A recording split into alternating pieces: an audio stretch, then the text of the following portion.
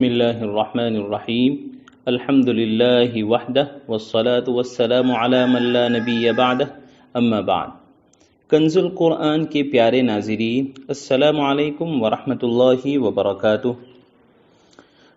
ہمارے چینل پر اپلوڈ کی جانے والی بہت ساری کلپس جیسا کہ مشہور قراء کرام کی ترتیل و تدویر قرات، فضیلت قرآن، فضیلت حفظ قرآن پر بہت سارے منظوم کلام اور مشاہیر علماء کرام و قراء کرام کے تکمیل حفظ قرآن، مسابقہ قرآن کے موقع پر کیے جانے والے مواعظ و بیانات آپ حضرات نے اس چینل پر آج تک سنے اور جب تک اپلوڈ کرتے رہیں گے آپ سنتے رہیں گے انشاءاللہ العزیز۔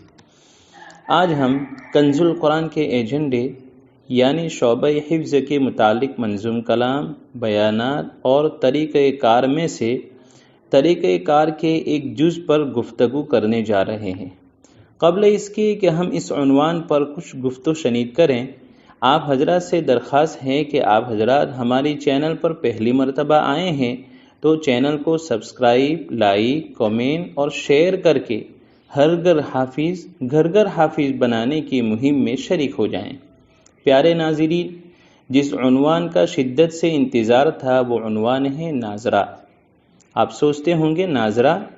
جی ہاں، ناظرہ شعبہ تحفیظ القرآن الکریم میں ناظرہ ریڑھ کی ہڈی کی حیثیت رکھتا ہے۔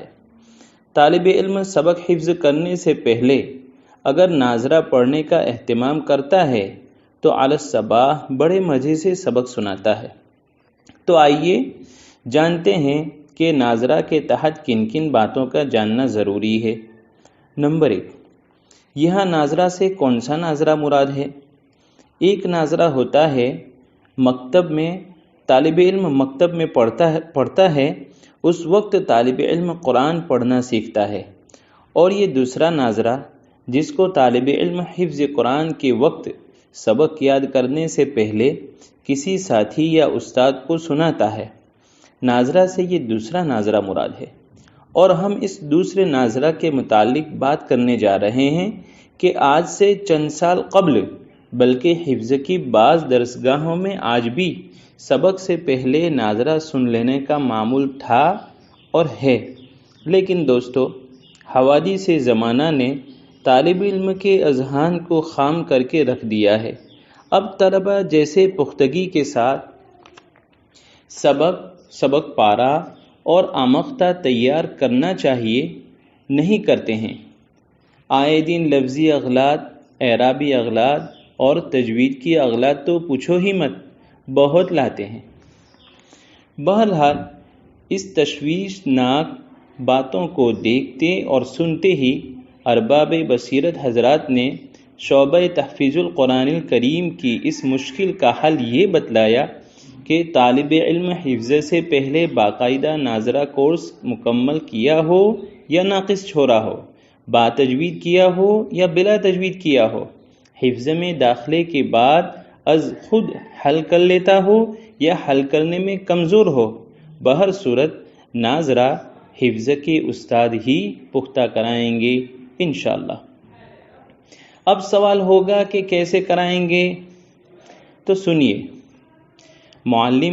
متعلم کی سانس کی رعایت کے ساتھ مناسب جگہ پر وقف و اعادہ اور ابتدا کی نشاندہی کرتے ہوئے متعلم کے مرغوب و پسندیدہ لہجے میں دن بھر میں 2-3 آیات کر کے پڑھائیں گے۔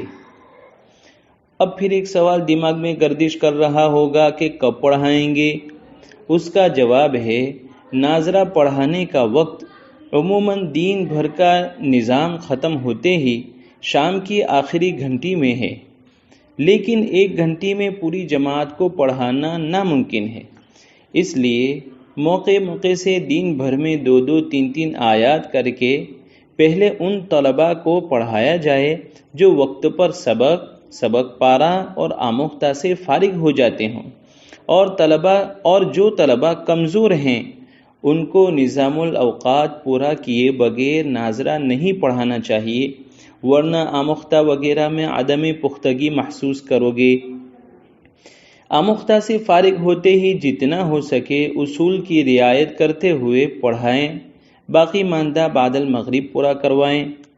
بعد میں 5 مرتبہ اندر دیکھ کر پڑھنے کو کہیں۔ بعد اذان سبق یاد کرنے کی اجازت مرحمت فرمائیں۔ ہاں، کمزور طالب علم کو خارج وقت جیسے دوپہر کو کھانے کے بعد اور ظہر کے بعد تعلیم شروع ہونے سے پہلے ناظرہ پڑھانے میں کوئی مذائقہ نہیں ہے۔ بہرحال میرے ہم مشرب خادمین قرآن، اگر آپ اپنے طلباء کو سبق حفظ کرنے سے پہلے ناظرہ نہیں پڑھاتے تھے تو ان 3 باتوں کے بعد آپ کے دل میں اپنے طلباء کو ناظرہ از خود پڑھانے کا داعیہ ضرور پیدا ہوا ہوگا انشاءاللہ، اور ہونا بھی چاہیے، اس لیے کہ ناظرہ پڑھانے کے بعد جو سبق طالب علم یاد کرتا ہے تو وہ سبق لفظی، اعرابی بلکہ ہر قسم کی اغلاط سے پاک ہوتا ہے، اور سبق کا اتنا پختہ ہونا یہ ناظرہ ہی کی کرامت سمجھ میں آئے گی۔ بہرحال آپ ناظرہ پڑھانے کا ارادہ کر چکے ہیں تو ناظرہ کے متعلق مزید 2 باتیں ذکر کرنا مناسب سمجھتا ہوں۔ 4 باتیں بنیادی تھی جس کو آپ نے سنا، اب 5ویں بات، معلم کو ناظرہ پڑھاتے وقت کن باتوں کا خیال رکھنا چاہیے؟ نمبر 1، متعلم ناظرہ پڑھتے وقت اگر فحش غلطی کرے تب بھی لہجے میں رفق و لین ہی ہو، اس فحش غلطی والے کلمے کو 5 مرتبہ زائد کہلوائیں۔ نمبر 2، ناظرہ پڑھاتے وقت کسی بھی قسم کی غلطی پر پینسل قلم ہرگز نہ چلائیں بلکہ پڑھ کر اصلاح کروائیں۔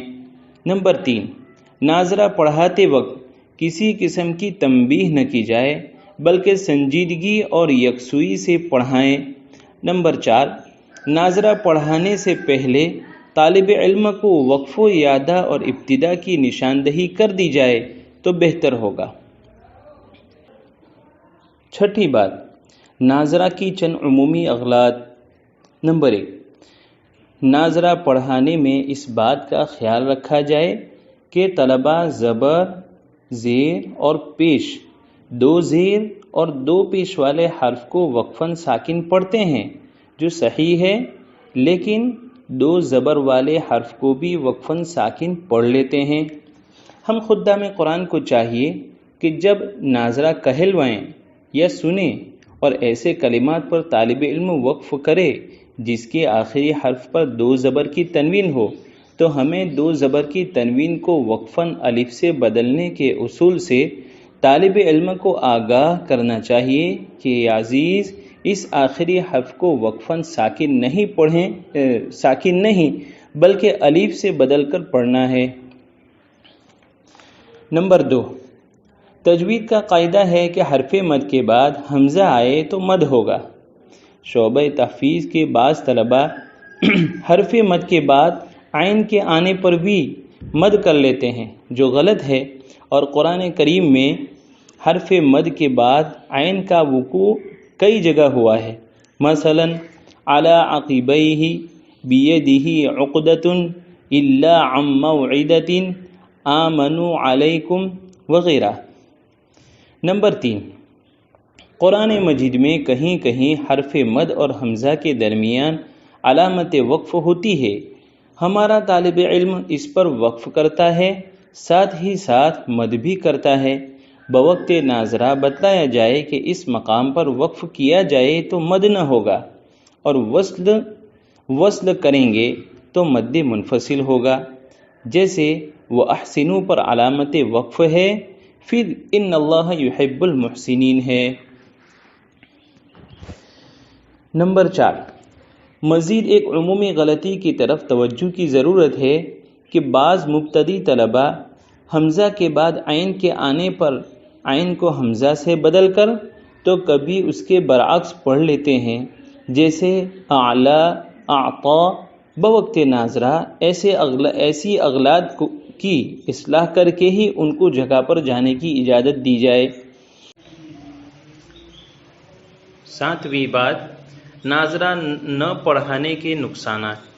حفظ کا طالب علم اچھے دل و دماغ کا حامل ہو، اعلیٰ ہو یا متوسط ہو، ناظرہ از خود فرفر پڑھ لیتا ہو یا کسی اچھے درسگاہ سے ناظرہ پڑھا ہو، بہر صورت ناظرہ ہمیں ہی پڑھانا ہے۔ اگر ایسے طلباء کو بھی ناظرہ نہ پڑھایا اور طالب علم نے از خود پڑھ لیا تو ایسی غلطی کریں گے جس پر آپ کو بھی ہنسی آئے گی یا دوسرے طلباء مذاق بنائیں گے۔ ایسی مثالیں آپ حضرات کو بھی پیش آئی ہوگی، جیسے وَرُسُلًا قَدْ قَصَصْنَاهُمْ میں وَرُسُلًا قَدْ قَصَصْنَاهُمْ میں 2 قاف پڑھتے ہیں۔ اسی طرح قسیسین 2 سین کی جگہ پر قسیسین ثا سے پڑھتے ہیں۔ اور ایک غلطی سن لیں، مبسوطتان میں پہلے طا ہے اس کو تا سے پڑھتے ہیں، مبسوطتان پڑھ لیتے ہیں وغیرہ۔ اس لیے ہر طالب علم کو ناظرہ ہم خدام قرآن ہی پڑھائیں گے، وہی طالب علم کے حق میں بہتر ہوگا اور ہمارے لیے بھی باعث خیر و برکت اور طلباء کا تعاون و مدد ہونے کے ساتھ طالب علم کے اغلاط اور معیار کا مطالعہ ہو جائے گا انشاءاللہ۔ 8ویں بات، ناظرہ پڑھانے کے فوائد۔ میرے ہم مشرب خدام قرآن، اگر آپ نے ناظرہ کے متعلق 7 باتوں کو سن کر عملی جامہ پہنانے کی کوشش کی ہوگی تو ضرور کوئی نہ کوئی فائدہ محسوس کیا ہوگا۔ آپ اس فائدے کو بذریعہ کامنٹ شیئر کریں تاکہ اس کی اہمیت کا ہم سب کو پتہ چلے اور ہم ناظرہ پڑھانے کو اپنا فائدہ سمجھیں۔ محترم ناظرین، یہ ناظرہ کے متعلق چند باتیں تھیں جس کو ہم نے آپ کے لیے بطور مذاکرہ پیش کیا۔ مزید کوئی کمی کجی یا کوئی ضروری بات محسوس کرو تو بندے سے رابطہ کر سکتے ہیں، اسکرین پر میرا نمبر آ رہا ہے۔ اب بس اجازت دیجیے آپ کے بھائی محمد امین کو۔ والسلام علیکم ورحمۃ اللہ وبرکاتہ۔